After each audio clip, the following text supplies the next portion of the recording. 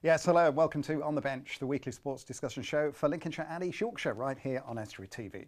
Well, as always on the show tonight, we'll be bringing you a roundup of weekend results from our regional clubs and discussing some of the big news stories that have been hitting the headlines this week. And we're delighted to be joined in the studio indeed by Graham Bassi, coach at Cleethorpes and District Swimming, and from Barnetby United FC, Lee Fielden. Gentlemen, good evening to you. Good evening. Good to have you along. Also coming up on the show tonight, Tom Reid will be taking your questions in a view from the estuary. And Matt Denson, well, he crossed the Humber to join the Hull Scorpions Baseball Club, a sport I think he was surprised to learn is played here in the region. Stay tuned for that. But first, let's round up the weekend's action. Here's Team Talk.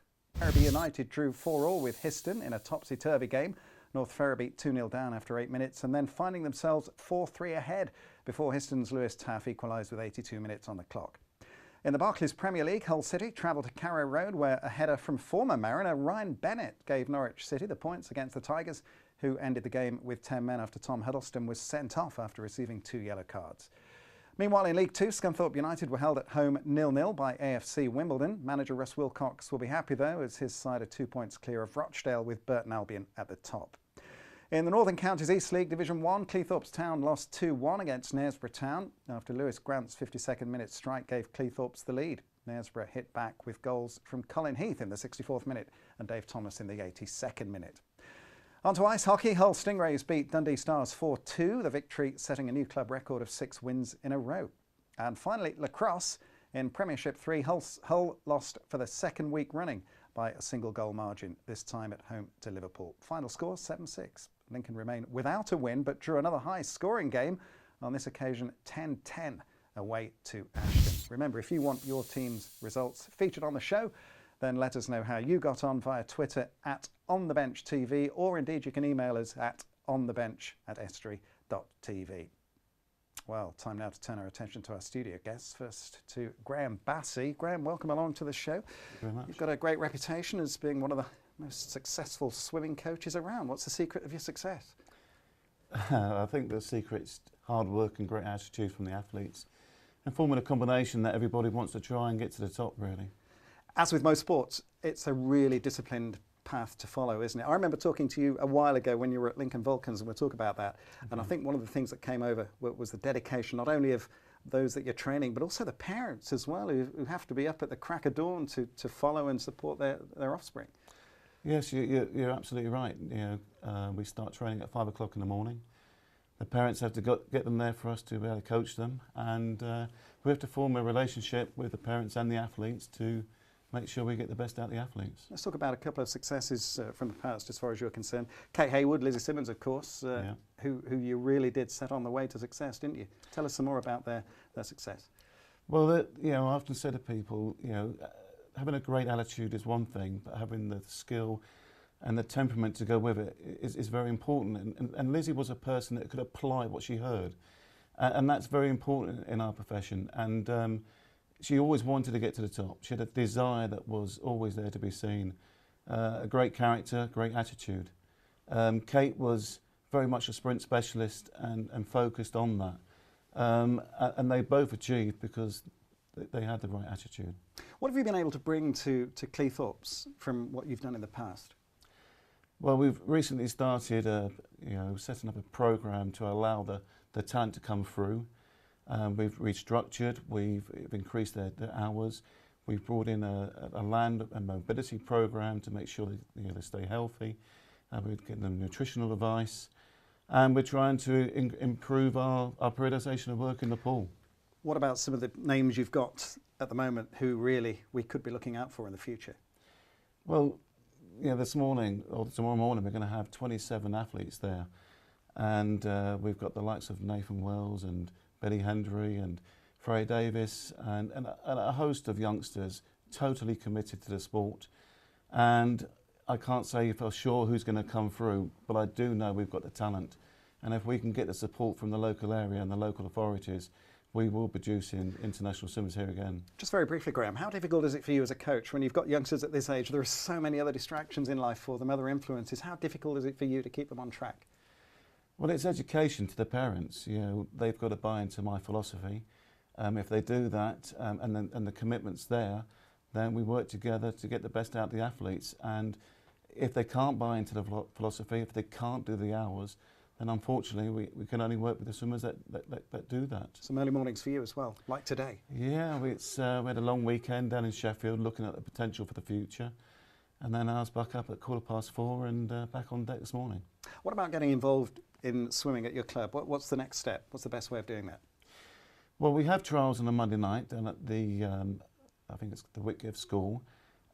We've got many different squads in the club. We've got a very good learning school where we teach the mechanics of the stroke. And then we progress them through development phases, and we teach them how to swim, and then we teach them how to train. And then when they're through maturation, we teach them how to race. OK, Graham, for now, thanks so much indeed. Thank We'll you. touch more on that in just a little while. It's On the Bench. Welcome along. Well, next up on the show, Tom Reid is back again to answer the questions that you've been actively tweeting in. Did yours get answered, I wonder? Well, here he is with a view from the Estuary. Hello and welcome to this week's View from the Estuary. Do you think Steve Bruce is at risk of being sacked by Hull City? If I was the chairman of Hull City, I wouldn't be sacking him, so I don't think he's at risk. If you look at the following reasons why, I mean, you look at the fixtures, take the last 8 games for example, he's won 1 FA Cup match, he's beat Middlesbrough, and he's beat Fulham. That was a thrashing of 6-0. But you look at the other matches, it's Arsenal, Manchester United, Liverpool and Chelsea. He's lost all them, but I don't think the Hull chairman realistically can expect to get anything from those matches. So when you take that into account, I don't think he's at risk because not many teams beat those teams. So for Hull City, being the mid-table side that they are, you can't ask for much more because they've been beating teams in and around them. They're at the top of their mini-league, if you like. You know, they're sitting in mid-table, sort of 10th, 11th, 12th. They'll be that kind of region of the league. So as long as they beat teams below them, they're not going to be at risk. So for me, I don't think Steve Bruce is at risk, and he shouldn't be at risk if I was the chairman either. What do you think of the referee's performance between Grimsby Town and Gateshead? You're always going to get a controversial decision in a match. You know, any match, whether it's the Premier League or non-league, or you know, semi-professional and non-professional. So you can't analyse it too much. They all have a good day and a bad day. They are human. They will make errors. So referees, I think they get it a little bit hard from the media. They make one decision and the spotlight can be on it if it's a massive talking point. I can see why the fans were unhappy. You know, some decisions not going their way. And there was rumours, you know, going around on Twitter about the referee and where he had travelled down from. And obviously, I did read a lot of comments on Twitter from fans. They were really unhappy with the referee's performance. But I don't think it was too bad. You are going to make mistakes. It's a matter of judgment at the end of the day, and it's all subjective to how you interpret something. So it's always a tough one. I don't think it's that bad. You know, the referee, he'll have a good game next week, and everyone will forget about it. Will the World Cup distract top players from their domestic season? I think there's a massive clue in that question if you look at it. The top players, so it shouldn't distract them. They're getting paid the big money for the big teams in the country. So they're the most professional, if you like, on paper. So it shouldn't distract them. They should be focusing on their next game for their club as it comes. I'm sure they'll be sort of looking towards the World Cup in the back of their mind, but it should not affect the next game. Because the manager won't want it to and their other teammates won't, because not every player in the top teams will be going to the World Cup, so they'll want their best striker, their best defender to be focused on the league because that's all they're bothered about. It's all the chairman's bothered about, it's all the manager's bothered about right now, so it shouldn't affect them and they should sort of be looking towards the domestic season. So no, top players shouldn't be distracted at all. Well, thank you for your questions this week. If you have a question, you can get in touch on Twitter @AskEstuary, or you can email us on the bench @estuary.tv. Thank you for watching. Thank you, Tom. If you've got a question to ask Tom, don't forget you can tweet him @AskEstuary. And as always, if you want to contact us in the studio, tweet us @OnTheBenchTV. Well, time now for a quick break. Don't forget to join us in part 2 when we'll be chatting to Lee Fielden from Barnetby United, and we'll have more from Graham. See you shortly.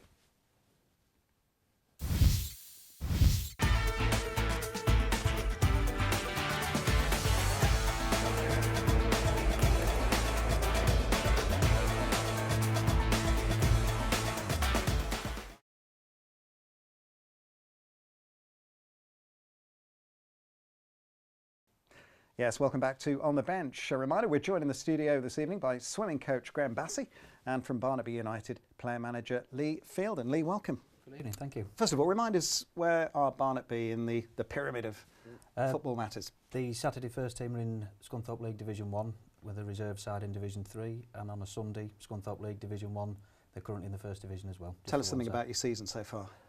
It's a struggle at the moment. Yeah, the first team are bottom of the Saturday First Division.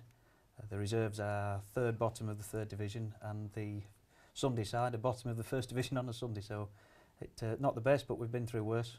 So, player manager, I often wonder, it must be quite a difficult role, challenging role, particularly when things aren't going that well on the pitch. Yeah, it's a struggle. I generally prefer not to have to put the boots on. It's easier to be a substitute or even not get kitted. But still must be tempting. Needs must, yeah. So it's tempting when you're looking out thinking, well, I'm sure I can do a bit better, but in Division 1 maybe not so now. I'm just looking at that badge on your shirt. I can't take my eyes off that. It's quite a dazzler. What's behind that? Well, in 2011 the club were 75 years old, and I'd always had the idea of sorting the club badge out. And one day, travelling into the village, the club crest appeared on the badge alongside the North Lincolnshire badge. And luckily I managed to track down a copy of it and got it sent off to Carousel in Scunthorpe, who managed to doctor up with the name and the year we were formed, 1936, on it. So a real heritage then? Yes, yeah, there's 78 years this February the 1st since the club was formed. What sort of celebrations are you carrying out? Well, for the 75-year match, we had a game at Brigtown. They provided the pitch for us and we played Scunthorpe. Had an all-boys side, played Scunthorpe United over 50s. How did that go? We lost 3-0. But, not your season, is it? But no. No, but no, we keep going. Tell us about the club and its past. With a history like that, you must have seen quite a few players come through the club. Any particular names that we might recognise? For people from the Grimsby area, George McLean had a season with Barnetby in 72-73, which happened to be their last season in the Grimsby League. He moved on the following season to Immingham Town, but he played for Town in the 60s. So relegation staring you in the face a bit. Can you really turn things around this season? We've 7 games left and we're 7 points adrift. Factor in goal difference, which is against us. It's looking like 8 points, and we've got the top sides to play. So going into Saturday's match, it was the great escape, but I think it's more mission impossible now. What sort of spectators do you get? What sort of crowds? Quite well supported, to be fair. A lot of the people, you know, the old boys in the village, they come down, and a few of the kids will come and watch on a Saturday afternoon. The odd one sneaks into the car for away matches. Yeah. But yeah, it is fairly. It's always been well supported in the village. Okay, Lee, it's good to talk to you. Thank you. Good to know. Barnetby have got their work cut out, although I'm sure they'll probably try and turn things around with you at the helm. I hope so. Okay, Lee Fielden, thank you. Well, time for something a little different now. When this club got in touch with On the Bench, I think it's fair to say that none of us even realised that this sport was played in our region. We'll never want to turn down a challenge. Matt Denson headed across the bridge to train with the Hull Scorpions Baseball Club. Take a look at this. Hard work and dedication is what we're talking about for a sports team and what's exactly needed. No better example than that than the AA Northern Area champions, the Hull Scorpions baseball team. Now they've invited us here today to show us how hard they work in the winter months to prepare for the summer tournaments. We're going to find out a bit more. We're going to enjoy yourselves this afternoon. Come and join us.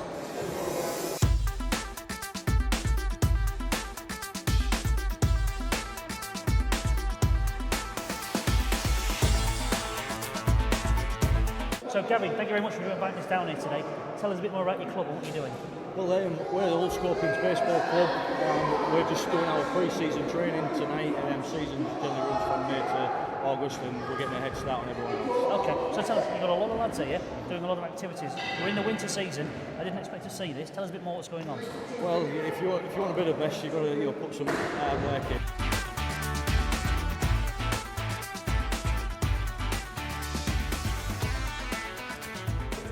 Thank you for taking your time out. Introduce yourself, because I know you're busy training. Tell us a bit what you're doing and who you are. My name's Dan. I play down here at the Hull Scorpions.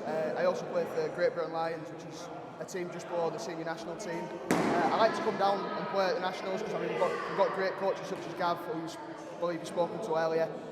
One of the only people to be born and raised in England and then go and play professional baseball in America. So obviously you're going to learn a lot from people like that.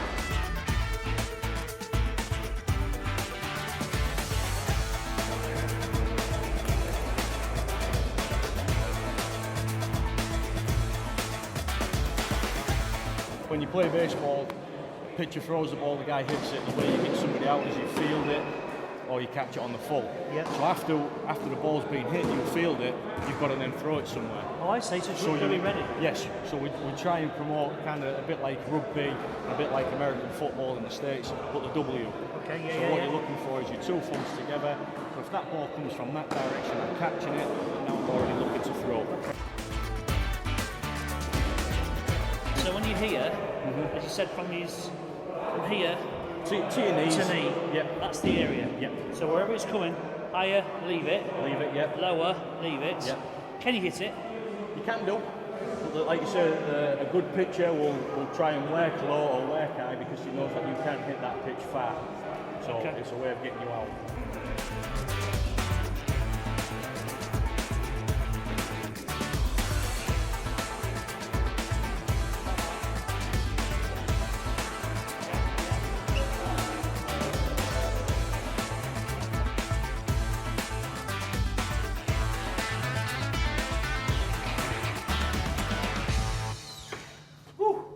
Thoroughly enjoyed that. That was a good workout session.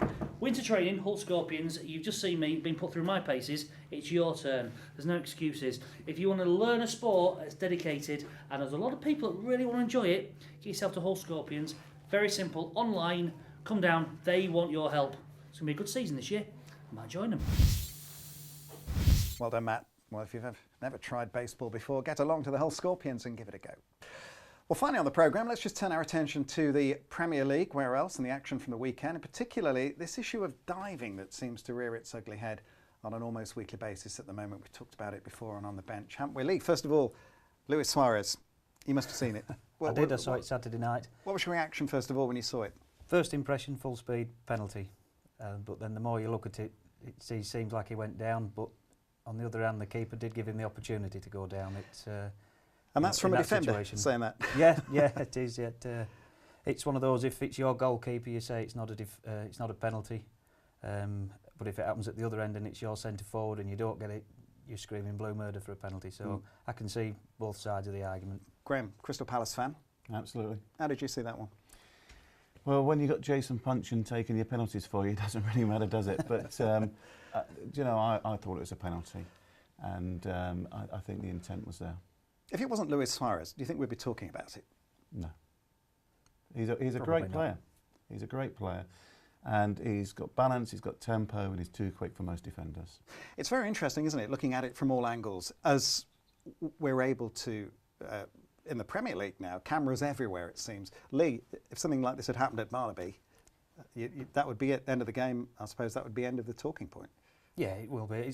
People got to remember that it's all right having all those camera angles, but the referee gets one look at it at full speed, and he's got to make his decision. And from where he was, it was a penalty. So, what about Brad Guzan as a goalkeeper? Goalkeepers have to come out, don't they, and try and collect the ball, but it seems minimal contact, minimal touch. The whistle goes to the referee's mouth straight away. He was going away from goal as well. Like you say, did he have to commit to go into ground as he did?